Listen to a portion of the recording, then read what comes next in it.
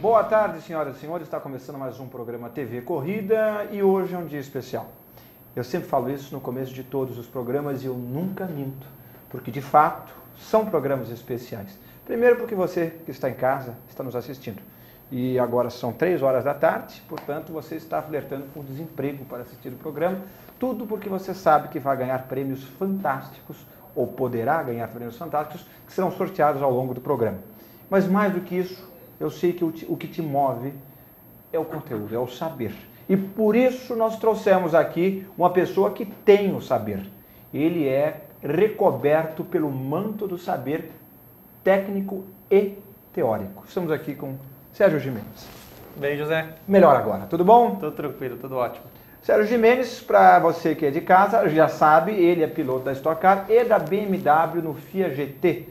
E hoje, vou até mostrar para vocês, vamos sortear para quem fizer as perguntas, entre vocês que fizerem perguntas, esse lindo kit autografado com boné bordado, olha que coisa sofisticada, autografado dele, com esses 2 pôsteres da equipe BMW Sports Trophy, a equipe internacional da BMW que corre no FIA GT, entre aqueles que fizerem pergunta. A pergunta sorteada será randômica, isto é, vamos fazer um velho e bom unité salamé minguê para escolher quem será o vencedor.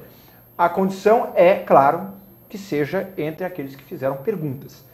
E para isso, use o Twitter, o @InácioF1, repetindo, @InácioF1. E vamos começar a entrevista.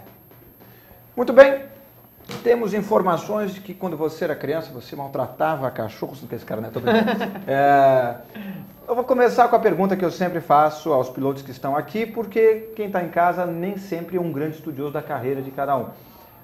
Como começou o seu interesse pelo automobilismo? Bom, começou como todo piloto, maioria, vamos dizer assim, no kart, né?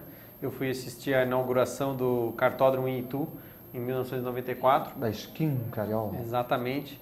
E lá, junto com meu pai, a gente conhecia um pai de piloto, conhecemos uma equipe e foi onde tudo começou, né? Compramos um kart e 2 semanas depois eu já estava na pista andando, treinando, e de lá vim parar até aqui hoje na Stock Car e no FIA GT. Então foi um começo logo após da morte do Ayrton. Sei. A gente sempre assistia as corridas, enfim, assistia com meu pai e sempre houve um interesse, a gente sempre gostaram de automobilismo, minha família, e assim começou tudo. Maravilha. E você começou então com esse interesse, digamos assim, primeiro distante, e quando você falou, eu quero correr de kart, foi você lá em Itu, mas você sentou no kart pela primeira vez, qual foi a sensação? Tipo, é isso mesmo? Tipo, ai Jesus, isso não é para mim? E logo depois, claro, você descobriu que é. Né? Não, sempre gostei de velocidade, desde pequeno tinha, enfim, buguinhos e motinhas e essas coisas todas, e realmente o kart foi só um complemento de tudo isso que podia jogar toda a minha energia que direcionava para essas brincadeiras, para o automobilismo já desde o começo. Apesar de ser criança, acaba virando um negócio sério para a molecada. Eu sempre fui muito dedicado desde pequeno, então deu bastante certo. E desde o começo foi o que eu queria. A minha família gostava muito, meu pai também, então sempre tive um apoio muito grande, meu pai, da minha mãe, meus avós, da minha tia, enfim, todo mundo realmente sempre apoiou muito, sempre gostaram e foi também um dos motivos que eu dei continuidade. Muito bem, aí você foi para o kart, começo natural de todos que buscam o automobilismo, e lá você se deu mais ou menos bem, né? Você ganhou basicamente quase tudo que você se meteu, foi campeão de todas as categorias, tudo, impressionante. Aqui você justifica, além do seu talento, é óbvio, né? Essa sequência de sucesso extraordinária no meio do kart. qual foi o truque, qual foi o macete que só você viu, que você ganhou em cima de todo mundo? Eu tive uma carreira bastante vitoriosa no kart, ainda, modéstia à parte, ainda tenho hoje, toda vez que eu volto para a pista, mesmo não estando dedicado a isso, sou competitivo, ou seja, estou brigando pela vitória. Eu acho que porque eu tive todas as oportunidades e necessidades atendidas para aquele esporte no momento, né? O que me faltou durante toda a minha carreira, que foi um apoio financeiro ou o apoio conseguir treinar, conseguir permanecer numa categoria por mais de um ano, ter um suporte financeiro para isso, eu tive no kart muito bem pela minha família. E também depois, devido ao sucesso que eu tive, apoio das fábricas de motores, chassis, pneus. Então eu tive sempre todo o apoio e suporte, mais, claro, a dedicação, o empenho e o querer de fazer. Acho que por isso que eu tive muito sucesso no kart. Então hoje eu consigo enxergar bastante isso. Eu vou completar esse ano 20 anos de carreira. Caramba! E eu agora, nesse 20º ano, que eu estou tendo uma segunda temporada, depois de tantos anos, numa mesma categoria, numa mesma equipe, com o mesmo pessoal, né? Seja ela na Stock Car, seja ela no BMW Team Brasil. Então a continuidade de um trabalho no automobilismo, acho que em qualquer projeto que você faz na vida, mas no automobilismo especificamente hoje em dia, que se tem muito pouco treino, é uma coisa essencial e é o que eu estou tendo e acho que estamos tendo um sucesso, acho que um reconhecimento muito bom aí nesse segundo ano de continuidade de trabalho. Então eu tive muito isso no kart, felizmente, com o apoio da minha família e por isso que eu tive acho que esse sucesso todo. E o talento, né, gente? Vamos falar a verdade. Tem um monte de gente aí que tem, quer dizer, não tem um monte de gente, mas tem vários pilotos, tem alguns pilotos que têm apoio financeiro da família e que não necessariamente viram. Você virou. E continua sendo um dos pilotos de maior sucesso, porque vamos lembrar, para quem não está inteirado, ele foi campeão de quase todas as categorias, se não todas as categorias de kart que você passou.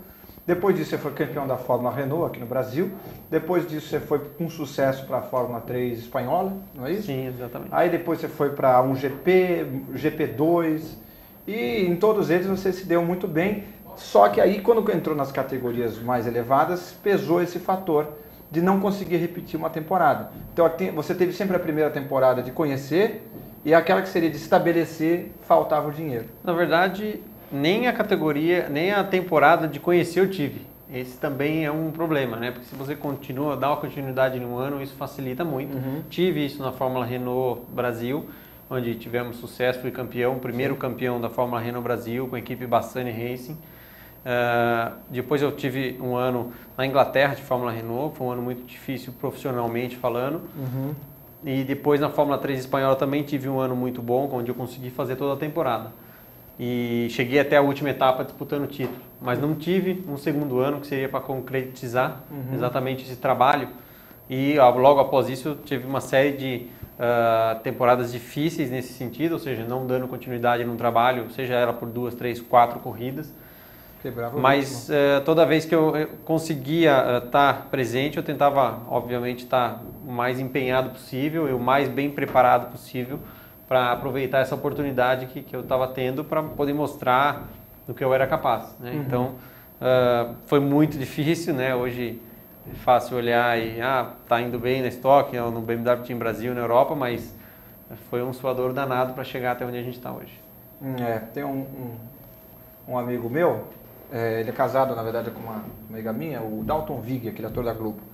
E aí ele fez uma novela da Globo, eu não lembro qual foi, aquele estourou, que ele era o Ferraço, uma coisa assim.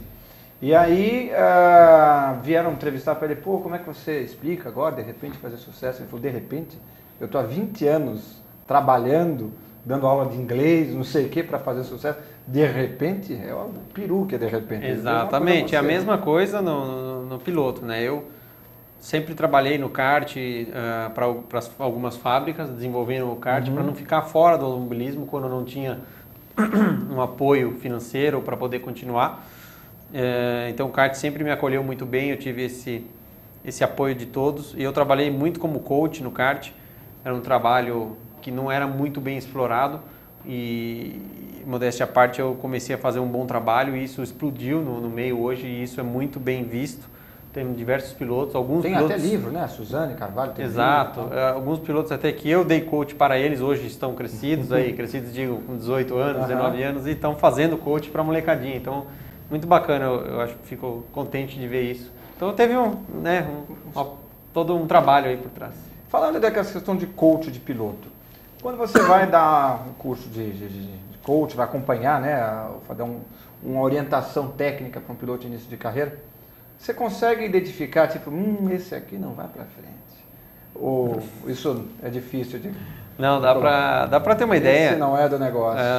Dá para ter uma ideia se o piloto tem um talento natural, né, que a gente fala, ou seja, aquele cara que é ruim mesmo, você fala, puta... Que tem uma noção muito boa do que está acontecendo, né, apesar de ser novo, o que ele deve fazer, ou ele faz por puro instinto, isso é o talento natural.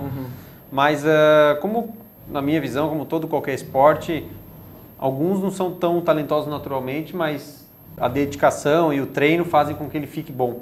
Né? Então, agora, se você consegue juntar as duas coisas, obviamente se torna excepcional. Mas sim, dá para perceber desde o começo se ele tem aquele talento e, mais do que o talento, também tem que querer aprender, tem que querer saber o que está acontecendo, o que está fazendo para poder conseguir trilhar alguma carreira. Existe aquele piloto que de repente tem um talento fantástico, fala isso basta. E aí de repente se acomoda e aí o resultado não vem porque ele acha que não precisa, porque afinal eu sei como é que faz, só que é mais na cabeça. Né? Exatamente. E você faz esse, digamos assim, esse acompanhamento também mental do piloto? Eu tento orientar, né? A gente orientar, enfim, eu sou novo ainda para o meio normal do ser humano, mas no automobilismo já tenho muito tempo de carreira, mas a gente tenta orientar o que já passou, pelas dificuldades que a gente já passou, quais os problemas que nós tivemos, né? Que eu tive, exatamente para poder orientar qual caminho deve seguir, como deve ser feito. Mas às vezes o pessoal escuta, às vezes prefere escutar alguma pessoa que é menos experiente, então enfim, a gente tenta passar um pouco da experiência. Isso está acontecendo muito no coach também com o pessoal mais gentleman driver que a gente chama, né? Esse pessoal corre de categoria turismo. Exato, esse meio cresceu muito na parte, a própria Porsche Cup, que é uma categoria no Brasil a Mercedes agora também tem uma considerada uma categoria de gentleman driver, ou seja, são pilotos, são empresários que andam como hobby. Bons, né? Exato. E agora a Mercedes Cup, que vai começar também, então esse mercado aí de coach cresceu bastante.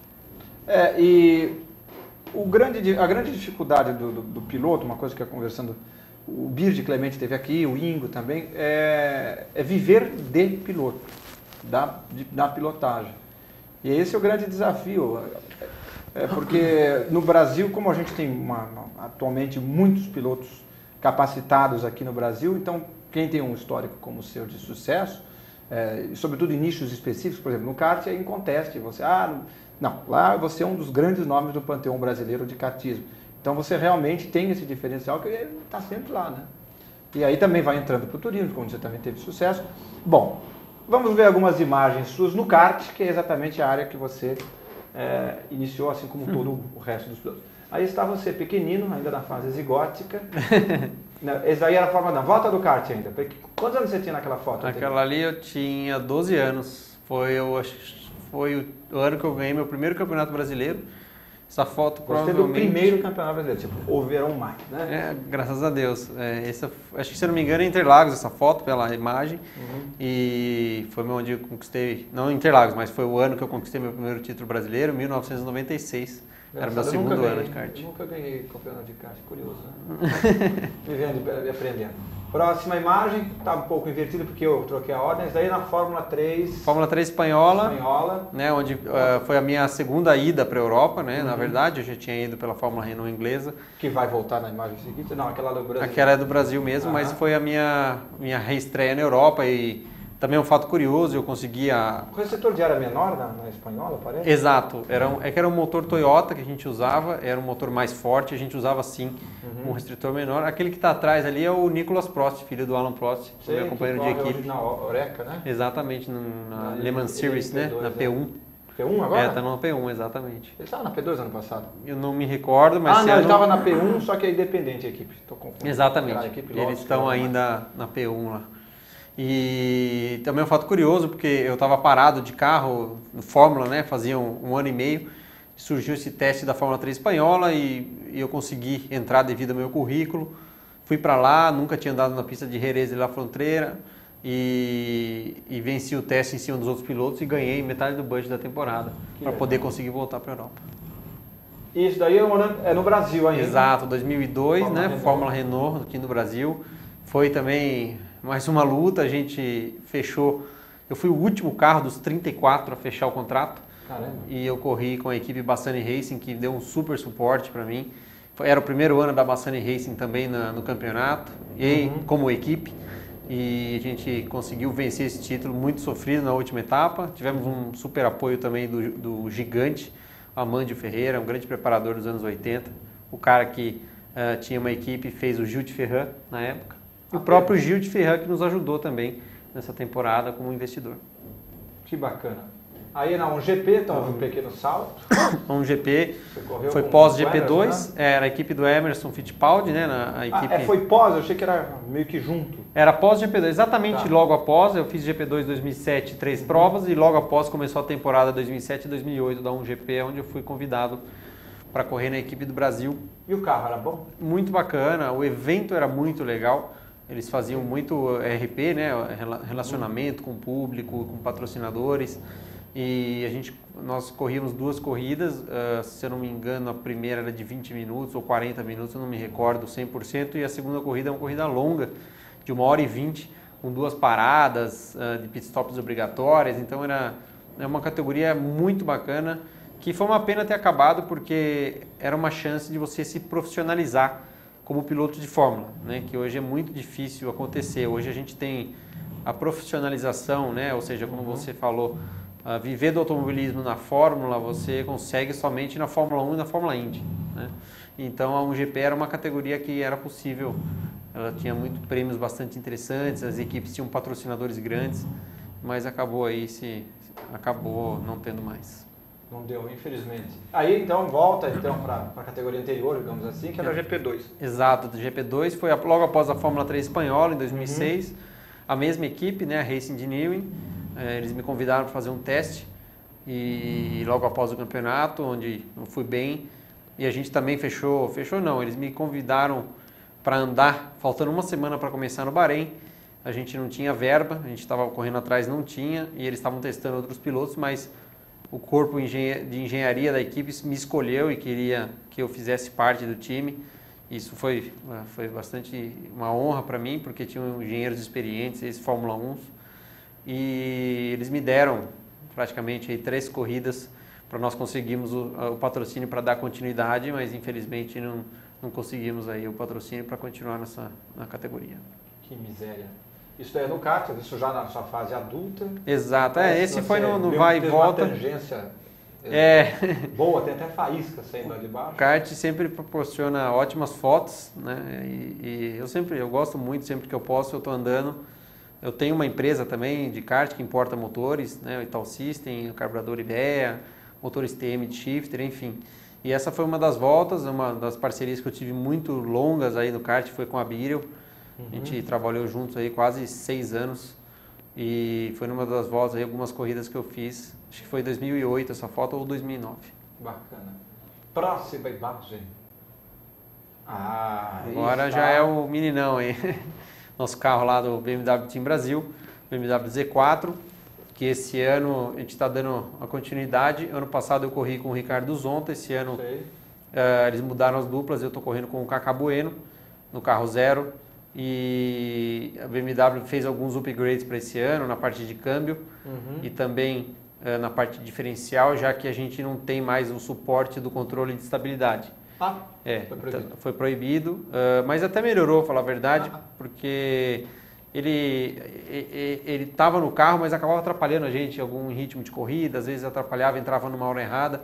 Então o diferencial novo, suprindo essa mudança, até melhorou nosso carro um pouco e teve um começo feliz, fizemos um 3º lugar, o primeiro pódio da equipe, que é totalmente brasileira, né? É bom frisar isso. A gente corre no campeonato mundial de GT, né, de sprint, que é uma corrida de 1 hora, com 2 pilotos, onde você troca de piloto no meio da prova. E é exatamente no meio da prova? Tem uma janela de pit stop, que se não me engano é do minuto 25 até o minuto 35, e você tem essa janela que você pode parar, obrigatório trocar 4 pneus e trocar os pilotos, né? Só que os pilotos na troca eles não podem ser ajudados por ninguém. Nós mesmos que nos trocamos. Então a gente tem muito treinamento na hora de sair e entrar do carro. E como é que faz? Você e o Kaká são de estaturas levemente diferentes. Ele é mais alto que eu, mas a gente, para facilitar o trabalho nosso na hora das trocas e também para não usar trilho, né, no banco, para não ter perigo também, que é uma coisa que não é muito boa, ele guia um pouquinho apertado e eu guio um pouquinho afastado e vamos que vamos. O importante é fazer um bom trabalho e foi o que nós fizemos nessa primeira etapa, fazendo um 3º lugar, primeiro pódio do Brasil, da equipe totalmente brasileira, e fizemos um 5º lugar na segunda corrida, saindo de lá em 4º no campeonato. Entendi. E a última foto é a foto da Stock. Stock Car, também estou dando uma continuidade, né, um 2º ano na equipe Vox Racing. Esse ano a gente está com um layout aí homenageando a Copa do Mundo no Brasil, verde e amarelo, da empresa de convocação oficial. Parabéns para eles, né? Eu detesto futebol, por mim explodia todo mundo. Eu não posso falar essas coisas no ar, ainda bem que eu não falei.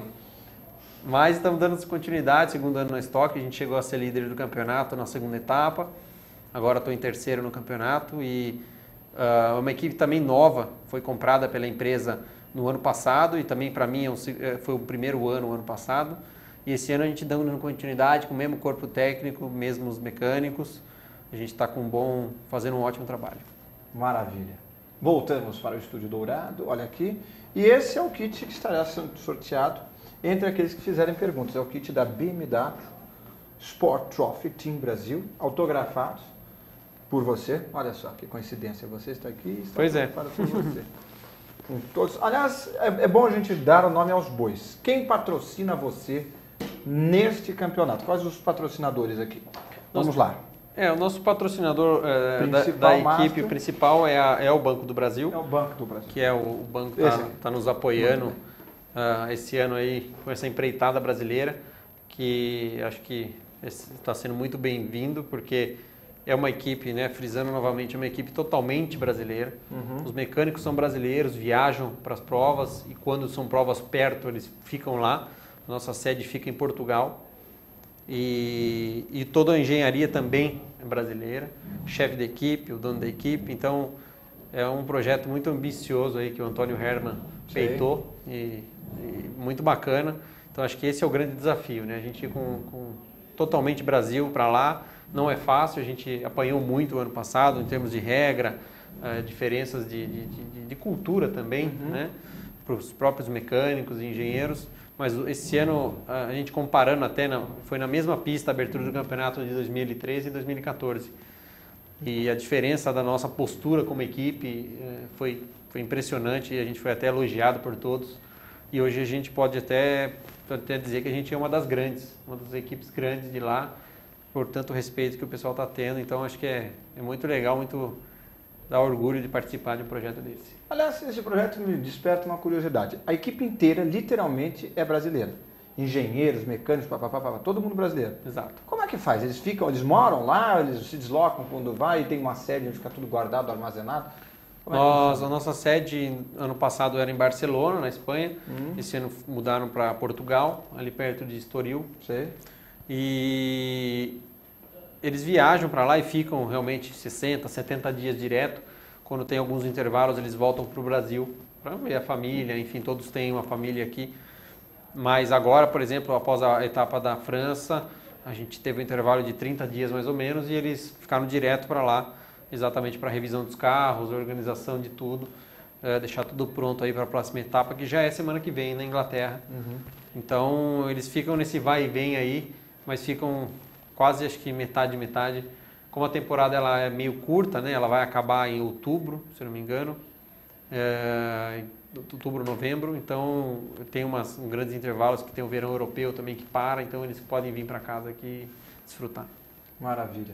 E hoje também temos a facilidade da internet. Hoje tem Skype, tem WhatsApp, tem Viber, tem tudo quanto é coisa. Você pode fazer videoconferência, teleconferência, você fala, dá para matar um pouco a saudade. Certeza. Antigamente tinha que marcar telefonema, aí no fim do dia eles tinham que, olha, você pediu um telefonema para São Paulo, consegui. Aí era aquela coisa, falava, tinha um delay de não sei quanto tempo, você voltava e Era uma eu não peguei, graças a Deus, essa época, mas a época do delay eu lembro bem. Parecia que estava falando com alguém que estava na Antártica, com chiado. Exatamente. Era uma coisa de louco. Perguntas começam a chegar e vocês que estão em casa, lembrem-se. Se você quer ganhar este kit autografado, veja só que coisa bonita, que coisa legal, olha só. Você tem que mandar perguntas. Esse kit será sorteado apenas para quem mandar perguntas. E como eu mando perguntas, você pode se questionar. No Twitter, mande pelo Twitter, @InácioF1. Ah, mas eu não tenho Twitter. Ah, você não vai concorrer. A vida é assim, a vida é cheia de decepções. Mas, para quem for sorteado, não será de decepção. Vamos lá. César Novak não fez pergunta, ele está apenas celebrando que ele está assistindo o programa. O Adriano, entretanto, fez. Olha que legal. O Adriano pergunta, o que é mais difícil? Não, perdão, ele está perguntando pergunta de Fórmula 1, daqui a pouco a gente vai. Ele está dizendo que está ligado no programa, está fazendo pergunta de Fórmula 1, mas depois vamos primeiro fazer as perguntas para nosso querido Sérgio Gimenez, por favor. Ele está dizendo que gostou muito da dupla Gimenez e Kaká. Eu imagino que você também. Até porque se você não gostou, você não vai falar isso no ar. Então tá ótimo. Eu falo, se tivesse que falar, eu falava, mas realmente... Já teve algum companheiro de equipe que você falou, putz, que saco, esse não vai dar jeito? Acho que o companheiro de equipe sempre vai ser seu primeiro concorrente. Sim, mas né? o cara é um cara filha da mãe. Sujo, um cara metido, desagradável. Não, realmente, não, felizmente, nunca tive um... Chega a esse ponto. Nem lá na Europa, nem nada? Não, sempre concorrentes muito fortes, né?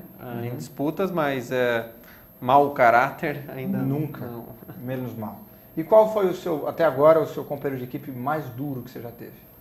Eu tive um companheiro de equipe, dois, na verdade, né? Muito fortes de Europa, falando. Na época do kart, o Robert Kubica, que foi meu companheiro de equipe no kart. Ele sempre foi um piloto muito rápido, muito bom. E tive também na Fórmula Renault o Lewis Hamilton, né, na Fórmula Renault da Inglaterra, piloto inquestionável, não precisa nem falar.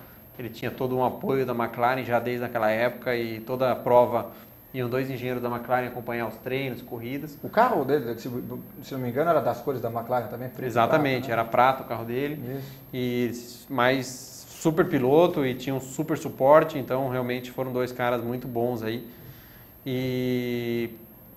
acho que os principais, né? Todos os companheiros de equipe são difíceis, né? Eles têm acesso às suas informações, ao seu data, né? Então, mas acho que grandes, muito fortes que eu tive foram esses dois, realmente.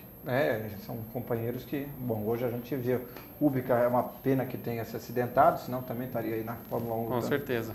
Por boas posições, e o Hamilton está liderando o campeonato nadando de braçada em cima do Rosberg. Exatamente. Que não é bobo, então já vejo os méritos deles.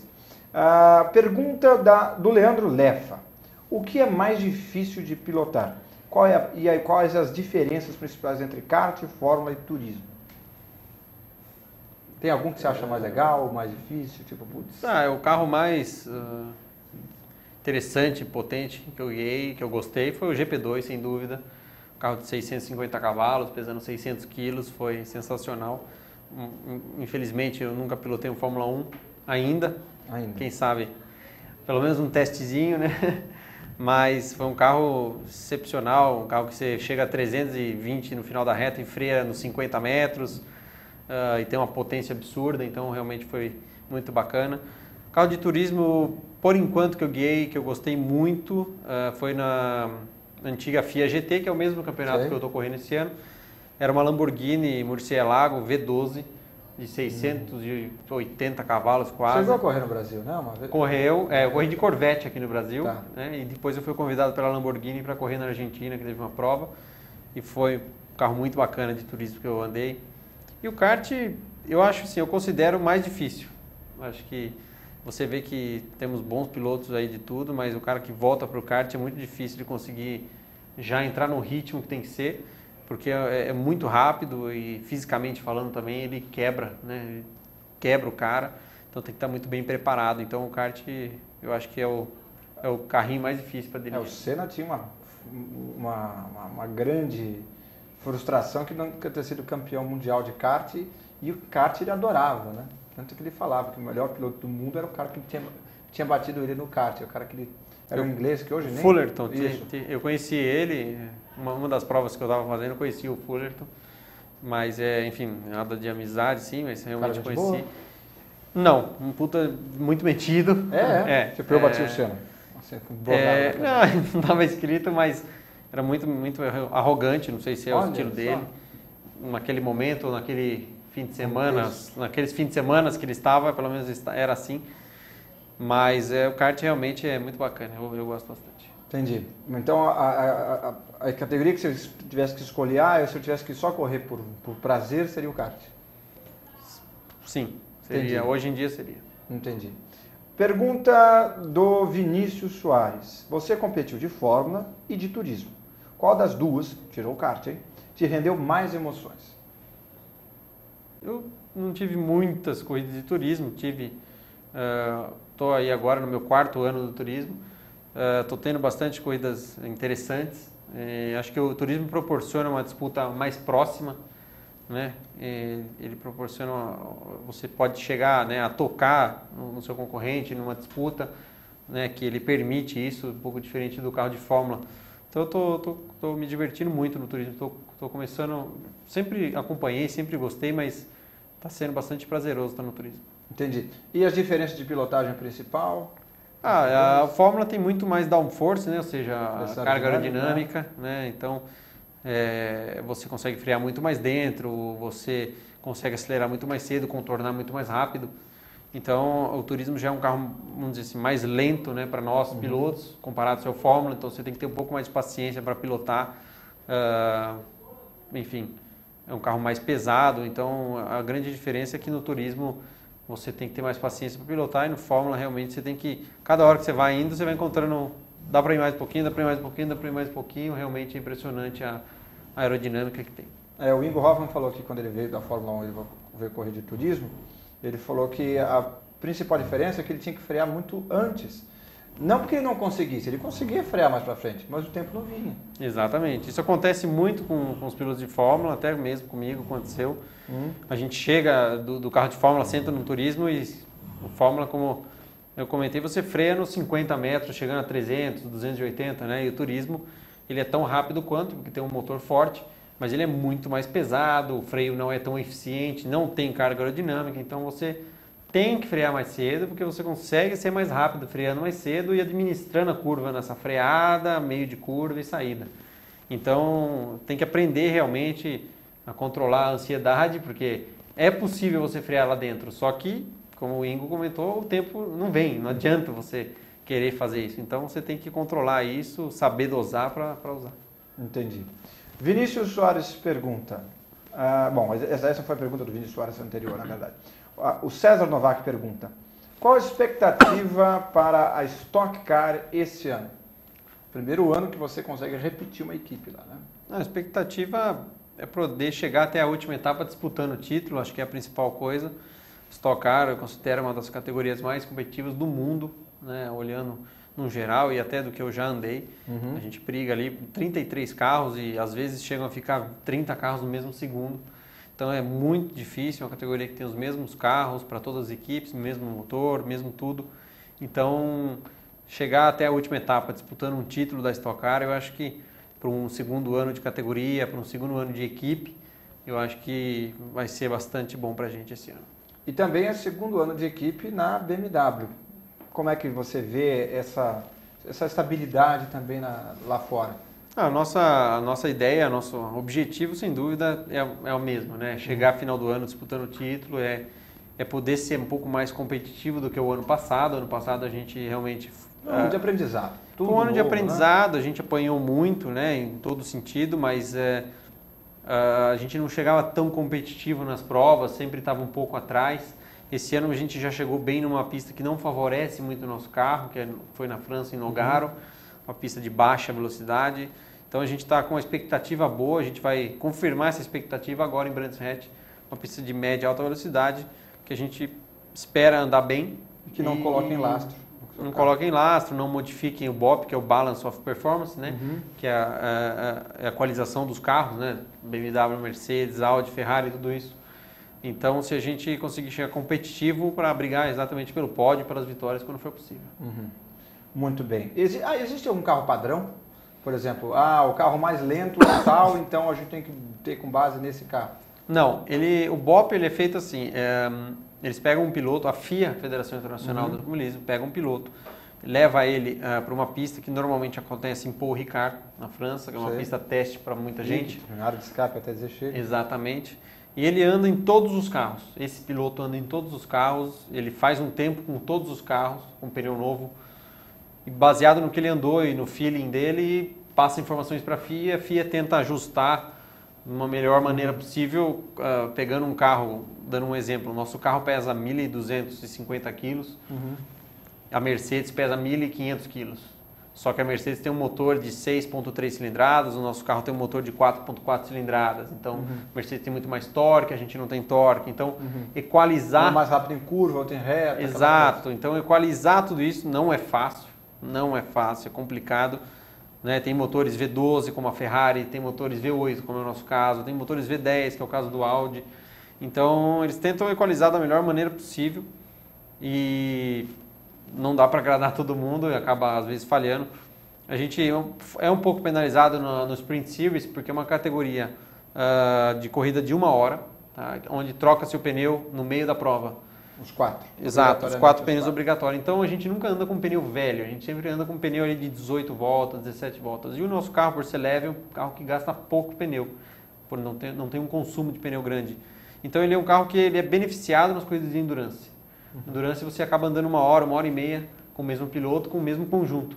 E aí é onde a BMW se destaca nos campeonatos de endurance. Então existe o Blancpain Endurance, se eu não me engano é o nome, que ela anda bem, anda na frente exatamente por isso. Então, a gente sofre muito com essa equalização da FIA, porque a FIA fala, mas está andando bem no Endurance, mas no nosso campeonato não está, então acaba ficando complicado, mas esse ano a gente parece que está tendo um balance of performance etapa a etapa, ou seja, eles veem que a gente está muito longe do tempo ideal, eles modificam o carro, então eu acho que vai ser melhor para nós. E tem como, de repente, o cara que vai fazer cara, ele vai lá e vai fazer o teste dos 4 carros. Aí na hora, solta uma coisinha pro carro ficar lento, ele achar que o carro é ruim, alguma coisa assim, não tem como. Não, ele teria, né? Mas como ele é um piloto contratado FIA, né? Ele sabe, então, escuta, não é assim que você escolhe. Exatamente, ele vai sair, ele já vai saber se tem alguma falha ou não, de potência, enfim, de setup. Então é difícil conseguir enganar a FIA. Maravilha. Mais perguntas chegando aqui. Bom, a Marina Gil Bedani diz que está ligada no programa e torcendo por esse piloto tão querido que é você. Então, a Marina Gil mandou um... Marina é a nossa assessora de imprensa lá da empresa CIMED, do nosso carro da Stock Car lá. Beijo para ela. Aqui mandando um beijo. Quem mais está pergunta? Bom, aqui está outra pergunta. O Adriano pergunta, quando você vai pilotar um Fórmula 1? Você tem essa resposta? Gostaria também de saber quando. É um desejo, é um sonho. Claro que tem que ser também realista. Se tornar um profissional na Fórmula 1 não é impossível, porque nada é impossível nessa vida, né? Mas é muito difícil, sendo bem claro, bem sincero, bem honesto comigo mesmo, mas eu tenho um desejo ainda de um dia, quem sabe, poder fazer um teste, pelo menos sentar e sentir o gostinho, como é que acelera um Fórmula 1. E Fórmula Indy, você chegou a cogitar a Fórmula Indy no seu passado? Não, nunca tentei, nunca migrei para os Estados Unidos, eu sempre fiquei muito na Europa. Hoje me arrependo um pouco, sim, eu poderia ter feito isso, talvez faltou orientação para fazer isso na época, enfim. Mas estou muito contente hoje onde eu estou, na Stock Car, como um profissional. Como a gente falou logo no começo do programa, se tornar um profissional do automobilismo. Viver disso, né? Viver do automobilismo é muito difícil, não só no Brasil, mas no mundo inteiro. Você poder ser pago para pilotar não é uma coisa fácil.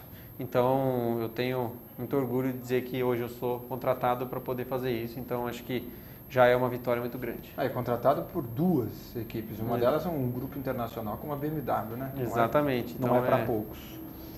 Outra pergunta para você aqui. O que você acha da forma de pontuação utilizada na Stock com 2 provas? Está achando essas provas rodadas duplas? Está gostando? Pergunta do César Novak. Ficou bastante interessante a corrida, acho que para o público, né? As corridas são ao vivo e para nós lá dentro fica um pouco confuso, porque tem um pit stop no meio da prova e você pode escolher o abastecimento, se você vai fazer para terminar somente aquela primeira prova bem, fazendo o máximo de pontos, porque ela vale mais pontos, ou se você vai fazer o abastecimento para completar as 2 provas, já que você tem uma parada obrigatória. Então, é um pouco bagunçado, porque o pessoal não sabe o que está acontecendo. O pessoal, eu digo, nós pilotos e até as próprias equipes, porque são 33 carros fazendo pit stop. Mas eu acho que ficou bastante interessante o que a gente tem recebido de informações, de feedback do público, de pessoas próximas e até da imprensa, que está sendo muito bom. Então, eu acho que estou contente. O importante é agradar e conseguir atrair cada vez mais o público para poder assistir a categoria. Maravilha. Vejamos se há mais perguntas aqui para você. Não, no momento não há mais perguntas, mas eu tenho uma pergunta. E é uma pergunta que sai um pouco do mundo das pistas que você já está acostumado a falar. O que você faz nos seus momentos de lazer? Anda de kart. Pronto. Ultimamente não tenho tido muito... Nem ver filme, não vai no teatro, sei lá, vai ao cinema. Não, sem dúvida. Felizmente o meu lazer é a minha profissão, né? Enfim, o que eu mais gosto de fazer é estar na pista, é estar em fim de semana de corrida, é acordar às 7 horas da manhã e sair 10 horas da noite da pista e ficar buscando um décimo aqui, um décimo ali, é o que eu mais gosto de fazer. Hoje eu trabalho na empresa do meu pai, ajudo ele e também tenho sociedade com meu irmão no interior, em posto de gasolina. E eu tenho uma loja, uma importadora de produtos de kart que fica em Interlagos. Que bacana. Trago motores, carburadores, enfim, todo o equipamento. Qual é o nome da empresa? Pode falar o nome da empresa. É a JB Kart Parts, a gente traz os motores Ital System. Tem site? JB Tem, www.jbkartparts.com.br. E a gente traz motores, carburadores, né? E então é um mercado que eu gosto muito, que é o kart, e eu estou podendo hoje estar do outro lado, né? Ou seja, sendo um fabricante. Fiz a homologação na CBA, Confederação Brasileira de Automobilismo. Tem todo um processo aí que... Chassi? Você está fazendo chassi? Chassis ainda não. Yet. Ainda não. A gente está consolidando toda a operação nossa hoje dos motores e de todo o equipamento que a gente traz.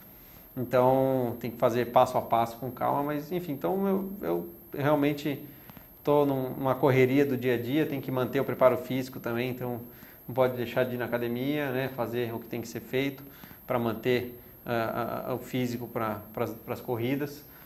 Então, claro, tempo livre fico com a minha namorada e vamos ao cinema, enfim, fica mais tranquilinho em casa, porque eu não paro em casa, então... Então, quando você está em casa, é o lazer. É mais ou menos isso. Entendi. Bom, a gente também está chegando nesse fim de semana a volta da Fórmula 1 para a Europa, né? Temos o Grande Prêmio da Espanha, depois de 3 semanas de intervalo, e dessas 3 semanas de intervalo, as equipes vão preparar uma série de modificações para os seus carros. Vem aí a Sauber com um carro mais leve, mas só ficou pronto um, infelizmente, pelo visto vai ser o Gutiérrez que vai correr. E o Gutiérrez já é mais leve que o Sul, em 15 quilos, que faz uma bela diferença. E, além disso, a Ferrari, Mercedes, Red Bull, Williams, Lotus, Force India, Toro Rosso, todas devem vir com novidades. O que você espera desse rearranjo de forças no GP da Espanha? Você tem um hint? Sim, a Fórmula 1 começou, quando começa, né, ela vai para o lado asiático, né, que a gente fala, ou seja, então do jeito que ela começa é difícil as equipes conseguirem evoluir naquelas 4 primeiras etapas, então a gente teve um claro domínio agora da Mercedes, né, que está superior aos outros, assim. Viu o Hamilton, sobretudo, né? Exatamente, muito à frente, né? O Hamilton acho que está numa fase excelente, mas eu acho que o Rosberg acabou falhando na etapa da Malásia, né? Quando teve o pneu mais mole, não conseguiu fazer a ultrapassagem. Fez as 2 vezes ultrapassagens, mas tomou o X do Hamilton de pneu duro, então ali ele acho que perdeu um grande ponto até próprio dentro da equipe. E psicologicamente isso afeta? Muito, na minha visão sim. Eu estava assistindo a corrida e era claro que ele era mais rápido, mas o Hamilton andou super forte com os pneus duros, mas o Rosberg teve 2 ou 3 oportunidades e não aproveitou. Né? Acho que o Hamilton se impôs muito bem, foi super bem e acho que conquistou mais ainda o espaço dele, ele é um excelente piloto. Então, acho que a gente teve uma pausa de 2, 3 semanas. 3 semanas e com certeza todo mundo correu atrás do prejuízo, né? E a Mercedes também não deve ter ficado parada, com certeza. Mas eu ainda vejo a Mercedes superior. A gente, por estar no meio e viver isso, analisa com um lado mais crítico e viu que a Mercedes não era um pouco mais rápida, mas sim muito mais rápida. Na Malásia até, quando entrou o safety car, ficaram ali 15 voltas para o final. A Mercedes chegava a colocar 2 segundos por volta, 1 segundo e 8 por volta nos concorrentes. Então, acho difícil alguém conseguir bater eles, mas tenho certeza que as outras equipes vão evoluir. E você acha que vai dar Hamilton esse ano? Se você tivesse que apostar agora, você acha que vai dar Hamilton? Você acha que a Red Bull alcança? Eu acho que a disputa, a gente tem que esperar mais umas 4, 5 etapas para ter uma decisão se vai ficar só entre Mercedes, mas o Hamilton está mais forte no momento, mas o Rosberg também não é um piloto bobo. É um cara que é muito rápido, é muito bom. Tem um pai que viveu o circuito da Fórmula 1 e já foi campeão do mundo. Então a gente sabe que parece que não, mas a política manda muito no esporte. Então a gente pode ter alguma surpresa aí do meio para o final. Entendi. E você acha da situação Ricardo, enfim, Daniel Ricciardo e Vettel tomando tempo do novato na equipe, como é que você enxerga isso? Você acha que vai abalar o psicológico do Vettel ou o Vettel ainda não se abala por isso porque ele acha que é circunstancial? Acho que não deveria, né? Ele é tetracampeão do mundo, não precisa provar mais nada para ninguém. Claro que tinha um carro superior, isso não é mentira, mas não é demérito também, ele aproveitou a vantagem que teve. O Ricardo Weber tinha um carro tão bom quanto exatamente. O Ricardo chegou muito bem, chegou andando na frente do Vettel, classificou acho que mais vezes na frente do Vettel e teve corridas que poderia ter terminado na frente e teve problema no pit stop, a outra foi desclassificado. Mas nas outras passou andou na frente, exatamente. Inclusive. Então eu acho que o Vettel está tendo algum problema de adaptação com o carro ou pneus para esse ano, que mudaram. Tanto é que trocaram o chassi agora para... É isso que eu ia falar. Uma coisa que não, mas talvez o chassi na construção do Vettel não foi tão bem feito. Não teve algum problema, né? O Vettel não é para andar aí tão longe do Ricardo. Eu acho que ele não vai ter vida fácil. O Ricardo é um ótimo piloto, mas não é para ficar uma distância tão grande. Eu acho que ele vai andar muito próximo. Eles vão brigar como estão brigando ali, Hamilton e Rosberg, enfim. Então eu acredito que tem um problema de construção de chassis e até você acabou de confirmar, mudaram o chassi dele. Então eu acho que se não melhorar, já começa a ficar uma dúvida, mas eu acho que vai melhorar sim. E Massa, como é que você vê o Massa esse ano na Williams? A Williams cometendo alguns erros bobos, diga-se de passagem, e outro azar também. Na primeira corrida ele foi acertado pelo Kobayashi. Aí depois, na corrida passada, aquele erro idiota no pit stop, que ele jogou ele de quinto para último, e aí não tinha mais o que fazer. Mas tirando isso, como é que você vê o ano do Massa? Ele foi contratado para ser líder da equipe Williams, né? É um cara que tem uma experiência de 10 anos quase de Fórmula 1, se não me engano. 10, 11 anos, andou de Ferrari 5, 6 anos. E é um ótimo piloto, muito rápido. Tá com uma pedra no sapato, que é o Bottas. O cara, o finlandês acelera muito. Não tem tanta experiência também, está no segundo ou terceiro ano de Fórmula 1. Mas é um cara que é muito rápido, tem um patrocinador muito forte que leva para a equipe. Tem um manager muito influente, então acho que vai andar bem. E o Massa... O manager é sócio da exato, equipe, por isso que eu estou falando. Então, como eu falei, política, pesa. Infelizmente, ela participa demais no esporte, aí, no automobilismo principalmente. Então, acho que o Massa tem que se impor, está se impondo. Acho que o que ele fez na Malásia foi certo, de não abrir a porta. Mas não vai ter uma vida fácil. A Williams está cometendo erros bobos, eu acho que está faltando um comando. Quem sabe agora com os Medley lá, deu uma... Pode ser que melhore, mas eu acho que é mais a parte de engenharia. Mas eu acho que falta um comando mais forte ali na Williams. Hoje está... Ross Brown da vida. Está faltando, acho que está a Claire Williams, está comandando, que é a filha do Frank, mas acho que falta ali um pulso mais forte para comandar a equipe. Mais experiência. Né? Eles acertaram na escolha do motor, que a Mercedes está superior a todos. Mas, enfim, espero que eles possam... Eles estão ali hoje como a terceira, quarta força, né? Mas não pode cometer tanto erro Era como para estão ser cometendo. Segunda, né? Exatamente. Já virou terceiro, agora já é quarto, que a Force India também está melhor, a Ferrari está recuperando, a Red Bull também. Vai ficando mais difícil. Aí a Williams tem que se recuperar, ela tem que se redescobrir, porque os outros estão vindo atrás. E eles não capitalizaram quando podia, agora vão ter que se virar. Mas o programa, infelizmente, está acabando. Preciso fazer o sorteio do kit fantástico. Será enviado para casa do vencedor ou da vencedora sem nenhum custo. E o vencedor vai ser na base do Unidunité. Atenção. Olha só, momento mãe de Ná. Não estou vendo nada. Tum. E o vencedor é Adriano 2012. Adriano 2012, eu estou aqui seguindo você. Mande o seu endereço pela mensagem fechada do WhatsApp. Então você foi o vencedor deste kit fantástico. Existe um outro kit igualzinho a esse, que será sorteado no Twitter ao longo da semana. Então não se desespere, você que não ganhou. Mas você que ganhou, se desespere de felicidade. Muito bem. O programa está acabando. Passe os seus contatos para o povo que aqui o assiste. Quem quiser me contactar no Facebook, tem o Acelera Sérgio Gimenez, que é a minha página fanpage.